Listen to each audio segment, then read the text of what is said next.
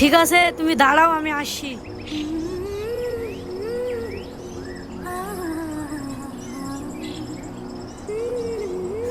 চলো গাছতলায় বসি।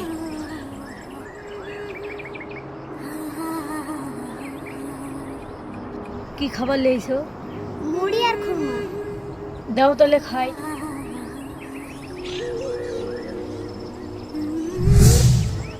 কি গো, তুমি মনে মনে কি ভাবছো?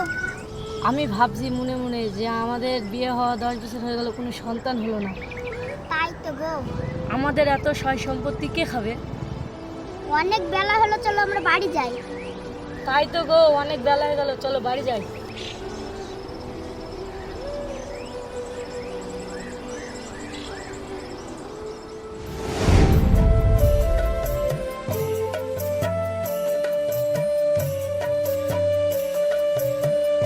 কই গো, এক গ্লাস পানি দাও তো, খাবো। ঠিক আছে, বসো, আমি আসছি। এই নাও পানি। দাও।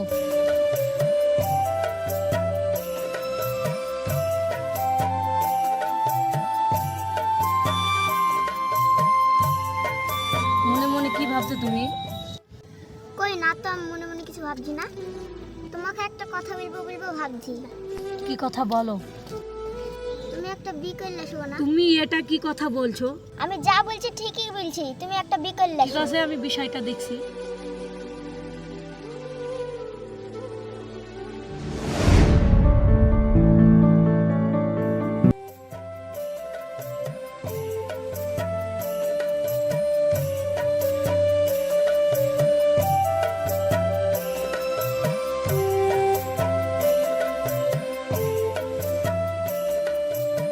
ও ঘটক মশাই, বাড়িতে আছেন নাকি?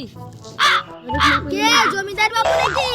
ঘটক মশাই, আমি তো বিয়ে করবো, আমার জন্য একটা মেয়ে দেখেন।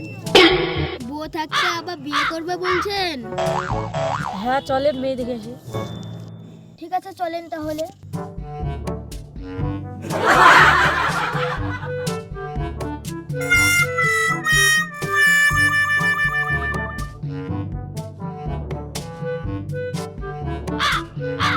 ও রাজেশ ভাই, বাড়িতে আছেন নাকি? হ্যাঁ ঘটক মশাই, কি বলছেন বলেন। বিয়ের ব্যাপারে কিছু কথা ছিল। বাবু, ঘর থেকে দুটো চেয়ার এসে দে তো। হ্যাঁ আব্বা, নেছি।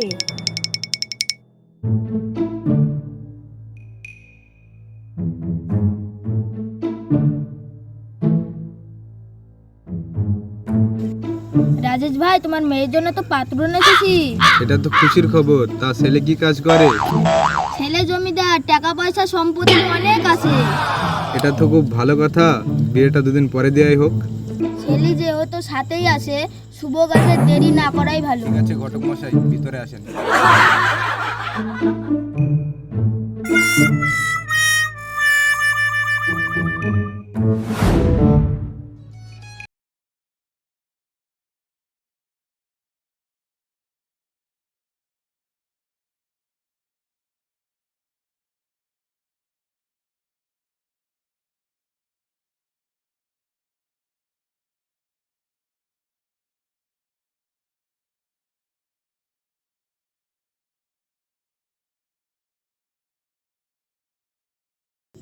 কই গো, বাইরে আসো। তোমরা এসেছো? আসো বোন, ঘরে চলো।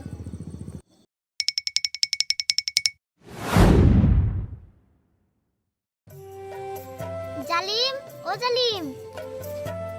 কি হলো ভাবি? তোর ভাইকে খবর দেগা, ছেলে হয়েছে। ছেলে হয়েছে, ভাইকে তো খবর দিতে হবে।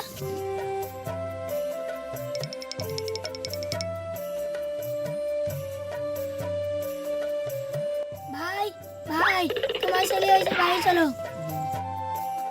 কি সত্যি কথা বলছি? চ তাহলে বাড়ি যাই।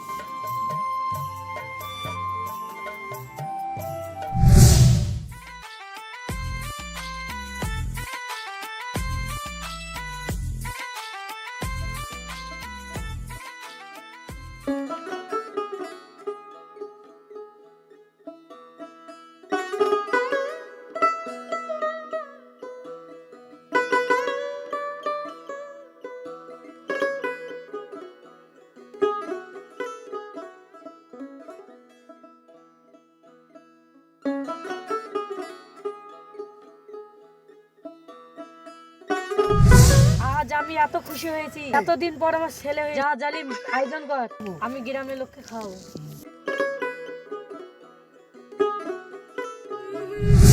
আমি আজ অনেক খুশি হয়েছি, মেলা দিন পর আমার ছেলে হয়েছে। দাও আমার ছেলেকে কোলে।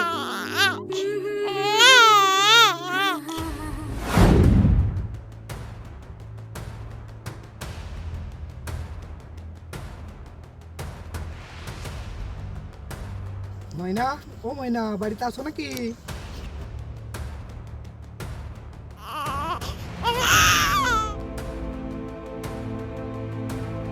আসো আসো, ভিতরে আসো। ওরে আল্লাহ, ময়না তুমি করেছো কি? ও আল্লাহ, একটা বুদ্ধি দাও। তোমার কোনো চিন্তা নাই, তোমার এই মরা ছেলে সকালবেলায় তোমার সতীনের কোলে তুলে দেবো। ছোট বউর মনে হয়েছিল। ছেলেটা নিয়ে দুধ দেওয়ার সময় তুমি চিৎকার করে বলবা, হায় আল্লাহ, আমার ছেলে আমার সতীন মেরে।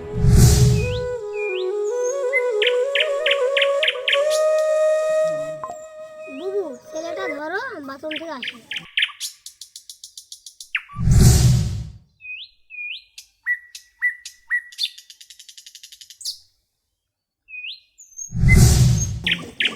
বুবু, ছেলেটা দাও, দুধ খাওয়াই দি।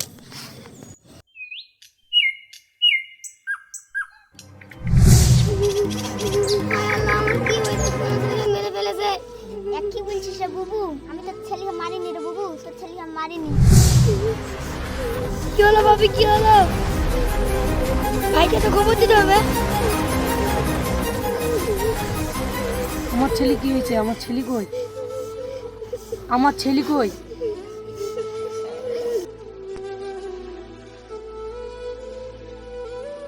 সত্যি করে বলো, আমার ছেলেকে কে মেরেছে? ওই সতীন আমার ছেলে মেরে ফেলছে।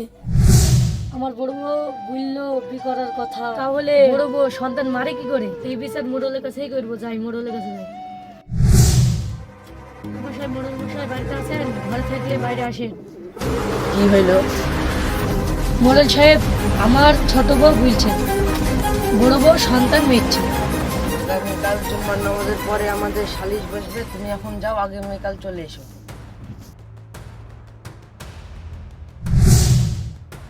সালিশ যখন বসেছে তাহলে সালিশের কাজ শুরু করা হোক। মেয়ের বাড়ি থেকে কে এসেছে সে এসে এখানে দাঁড়াও। আমি মোড়ল মশাই।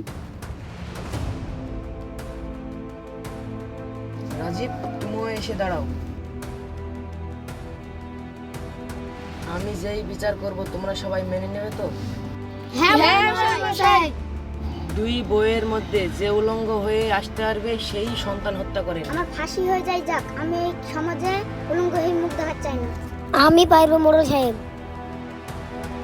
হ্যাঁ, আমি খুঁজে পেয়ে গেছি এই দুই বইয়ের মধ্যে প্রকৃতি দোষীকে। হ্যাঁ, মোড়ল মশাই, কে বলেন? এই দুই বউকে এখানে নিয়ে এসে হাজির করা হোক।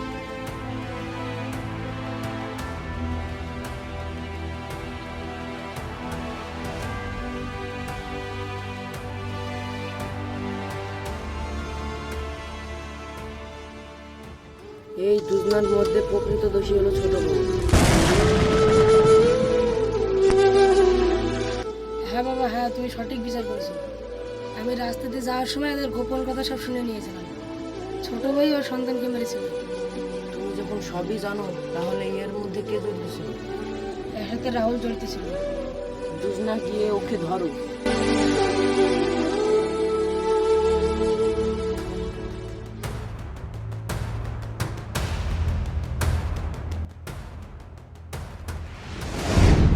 এরকম বেয়াদব ছেলে এই গ্রামে না থাকাই ভালো।